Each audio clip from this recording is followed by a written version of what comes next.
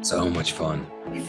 So much fun. You can't judge an actor's ability based on their choices. Rob has always been a fantastic actor. Honestly, whenever I think of the Penguin, I've grown up that era, I think Batman Returns, that iteration of the Penguin. You have done such a great job of bringing something completely different.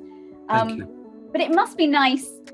I know that Danny DeVito did message you when you got that part. It must be nice to have his kind of blessing as someone who is so synonymous with being Penguin. Yeah, right?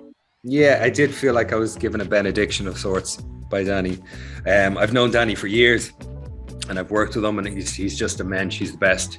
I also, like you, I grew up a bit older, quite a bit. But I grew up watching Adam West's TV show when I was a kid, and then the Tim Burton Batman films came out when I was probably a teenager, early teens, and they meant a lot to me. They were kind of important films for me at that stage of my life. Danny was extraordinary in the film. So I was glad that this Penguin, by design, even before I got involved, was very different. I was glad there was never going to be any sense that I was competing with or it was totally different, felt different, had a different origin story, looked different, sounded different, and is at a different stage in his evolution, so thank God I didn't have to compete with Danny, because he's just perfection in the film, No, exactly.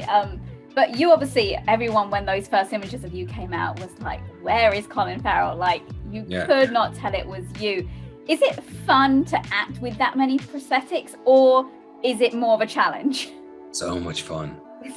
So much fun. I feel much less of a challenge because there was just so much work done for me. I mean, there's work, as an actor, so many people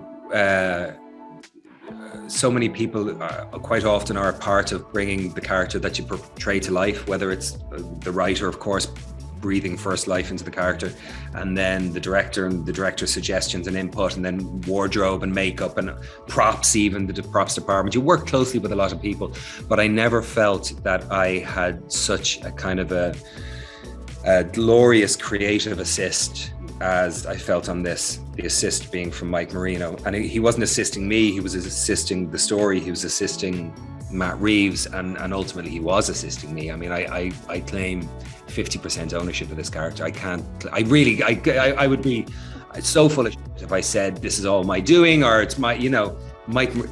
All I had to do was put that makeup on and stand there, and it was just interesting. I mean, the artistry of what he made and the history on Oz's face and the scars and the pock marks, and not only did it radiate a sense of threat. When I saw the makeup for the first time, it wasn't on me, it was on a bust. And of course it radiated a sense of threat and danger and violence, but there was also something kind of sympathetic about it as well. I also instantly felt like this was a man that maybe is a lot more vulnerable than the world will allow him to be. And so we didn't get to explore that too much in this film because I have 5 or 6 scenes and they all have a very particular narrative purpose. But it was fun to be hidden beneath all that. It was incredibly liberating in a way that It's amazing. And obviously everyone had an opinion when they heard that Robert Pattinson had been cast as Batman. What was your opinion before you even saw him as Batman? Because he looks incredible and he's done an amazing job. But before, when you just heard he'd been cast, I thought great casting, because I just think he's a wonderful actor. Yeah. And you can judge. You can't judge an actor's ability based on their choices. You can judge an actor's career based on the choices they make, but you can't judge their ability based on their choices. Right. Like, you look at Matthew McConaughey, did a lot of rom-coms for years, and he was known as the rom-com guy, but I always knew and felt, going back to Dazed and Confused and Time to Kill, and there's always an extraordinary actor in there. He just made choices to do rom-coms, and more power to him. But the same with Rob and what he was primarily known as earlier in his career, that franchise that he was in.